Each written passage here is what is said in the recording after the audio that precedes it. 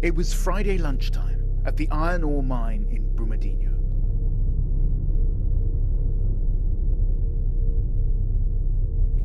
It sounded like an earthquake. A sound of a bomb. The ground shakes like an earthquake. The dam collapsed, releasing tens of millions of tons of sludge and rocks. A torrent of toxic waste that had built up over years and now buried everything in its path.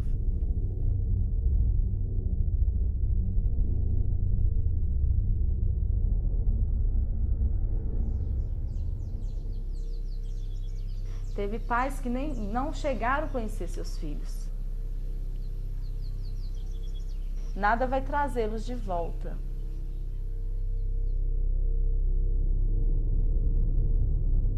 In under a minute, the mud swept through the mine headquarters and the canteen.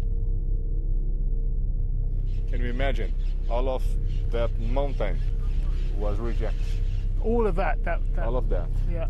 It's about 10 or 12 meters from reject. 10 or 12 meters of sludge, toxic waste. Eu imaginava que ele poderia estar soterrado assim num lugar, querendo ajuda.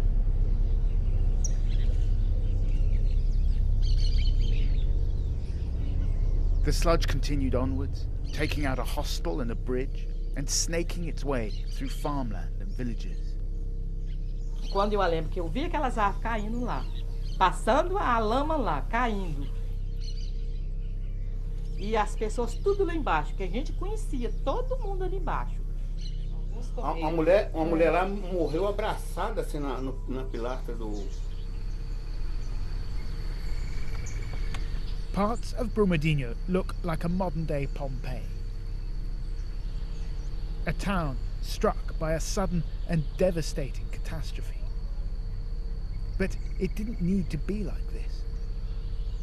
Investigators claim the mining company knew the dam wasn't safe.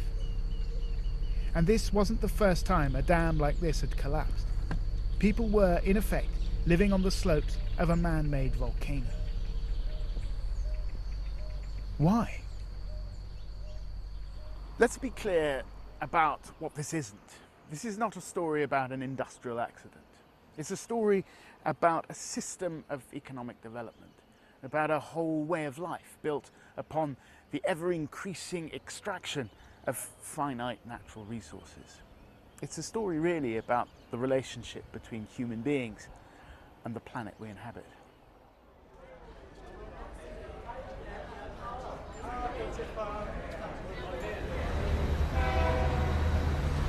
Morning and evening, the freight train rumbles through, laden with ore.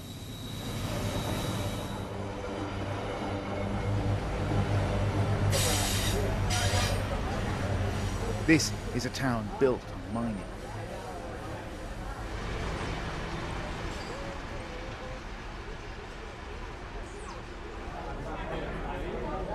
Ever since the first Portuguese colonizers discovered vast wealth buried beneath the fertile ground, mining has been the mainstay of the economy here.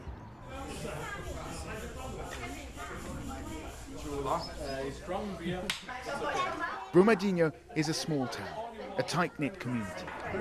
This disaster has left no one untouched. É meio que inacreditável. Trabalhei lá durante 15 anos, eu perdi muitos amigos, perdi uma família. Adriano Braga was part of this extended family. He went to work that Friday. He never came home. Uma pessoa muito inteligente, muito talentosa, que estava no início da carreira, no início de criação de família. Ele tinha acabado de se casar, planos de ter filhos, né? Então, assim, uma fatalidade, uma pena. Jobson was only 8 when he was sent out to work. In his 20s, he got a job at the mine. It was his ticket out of poverty. Era sinônimo de conseguir construir alguma coisa na vida, de ganhar um dinheiro, de construir uma família, de ter uma casa própria. tem um carro. Então, assim, todo mundo queria trabalhar na Vale. Jobson left the company last year, and that decision may have saved his life. Weeks after the disaster, Adriano's body is still missing.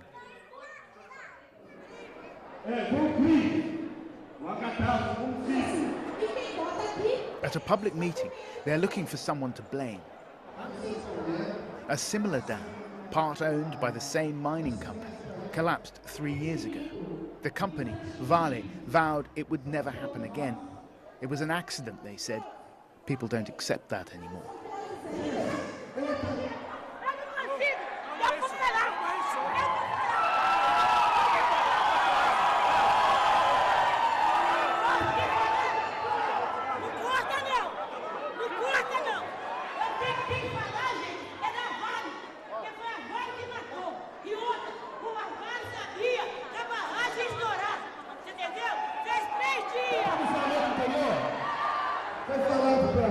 The local mayor tries to placate an angry audience. A man accuses him of being in the pocket of the mining company. The mayor says, without revenues from mining, Brumadinho simply won't survive.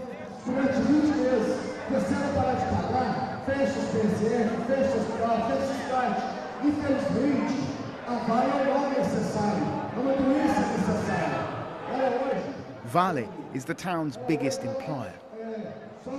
It's also the second largest mining company in the world. It wields enormous power. As the locally elected politician, it's your job to hold the company to account, to make sure that they abide by safety regulations. Why did you not do that? Isso não foi feito porque a responsabilidade não é do município. Então a gente não nos dão licença, não dão nada. Então a gente, na realidade, fica com os braços amarrados. Não temos autonomia de nada, o município. Okay, but these people are saying that you work for the mining company. Vê lá, nunca fui subordinado à Vale. Nós estamos batendo pesado neles com as indenizações. Among the crowd is Caio Braga, cousin of Adriano, whose body is still missing. Caio is a local councillor. Even before the disaster, some of his constituents were concerned about the safety of the dam. Haviam rumores, boatos, mas ninguém fala abertamente. Então, como vereador, né, eu tenho como situação julgar o mérito. He drew up a list of questions and sent them to the mining company. They only wrote back after the dam collapsed. Eles não me deram essa documentação, por quê? Porque realmente a barragem estava com problema. The company, Vale, told us that the questions were complex and that they needed more time. This is a case study in the limits of democratic power. Porque hoje o político que fiscaliza uma mineradora é politicamente ruim para ele. Porque a mineradora emprega, fala que a gente está atrasando. The type of dam that collapsed is known as an upstream tailings dam. It's really a lake of sludge and mining waste held in place by a series of small dikes made out of compacted earth.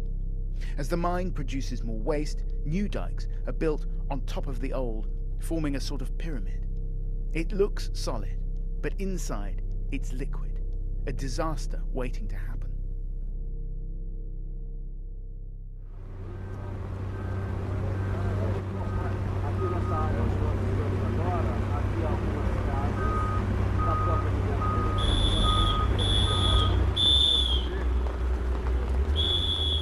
Weeks after the collapse, firemen continue to search through a wasteland of toxic mud.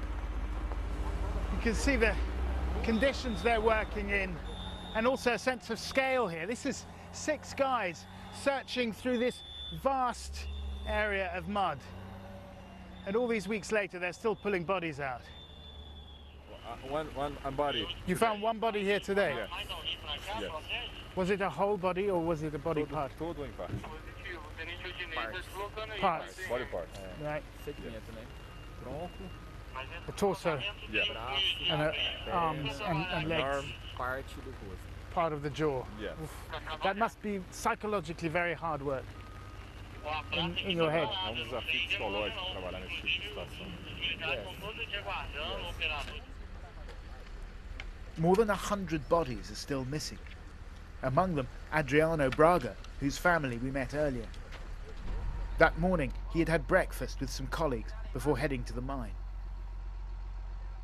Então a gente conversou sobre o que o Adriano estava fazendo um exame periódico. Ele tinha feito sabia dos objetivos dele, um cara super família. Assim, tinha um sonho de acabar de construir a casa dele, amava a esposa dele.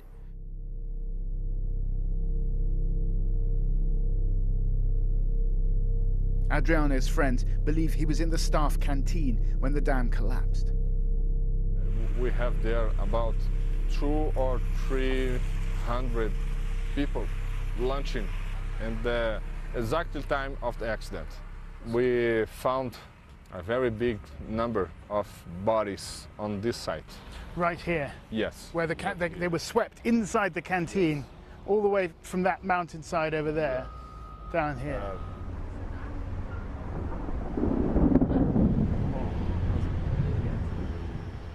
The Vale mine is closed for now.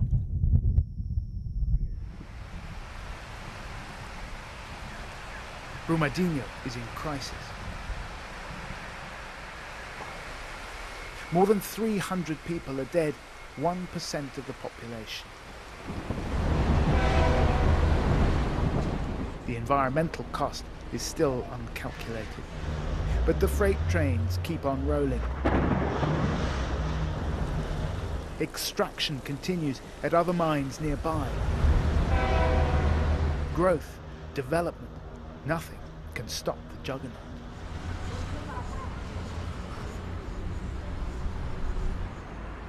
Could the tragedy at Brumadinho have been prevented? Some believe it could.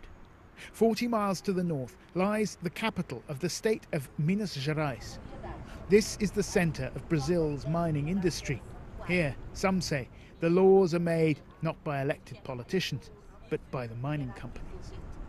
We've come here to meet someone who says she's seen firsthand how politicians give priority to the mining companies' interests. In December, a month before the disaster, there was a meeting of the State Council on Mining Regulations. The purpose was to debate whether to grant a license for Vale to expand its operations at the Brumadinho mine. We tried everything to say it's not possible to give this license because this mining complex, have problems. Maria Teresa Coruja voted against the expansion. Hers was the only dissenting voice. It was terrible because I am sure that people should not die, because we try every time to say that, stop that crazy thing. Why? Well, we try, we said to you, and no one listens us. And after that crime, we still listen and we still see that authorities and that people with the power of making change, they still doing the same. An investigation is underway. The state prosecutor told us that the mining company hired 2 outside contractors, Tractebel and Tuv Sud, to inspect the dam last year. Her case has focused on the question of who knew what about the conditions of the dam. This is your deposition, right? That's my recommendation. This is your I signed it. This is you signed it, right? And it says that in September, Tractebel inspectors basically said it wasn't safe. Yes. Yeah. And then what happened? And then when Tuv Sud was contracted, and Tuv Sud declared the stability. But so basically, Tractebel said in September last year it's not safe, and Vale, the mining company, said, well, you're fired then, and they hired a different company to say it's okay, it is safe. Yes. Tuv Sud told us their assessment was thorough and they defended their inspection report. Since the collapse, a Tractebel engineer has told a hearing that their inspection didn't indicate an imminent risk of collapse. But it gets worse for Vale. The mining company wrote up its own financial risk assessment, which noted that the risk of the dam collapsing was higher than acceptable, and it estimated a cost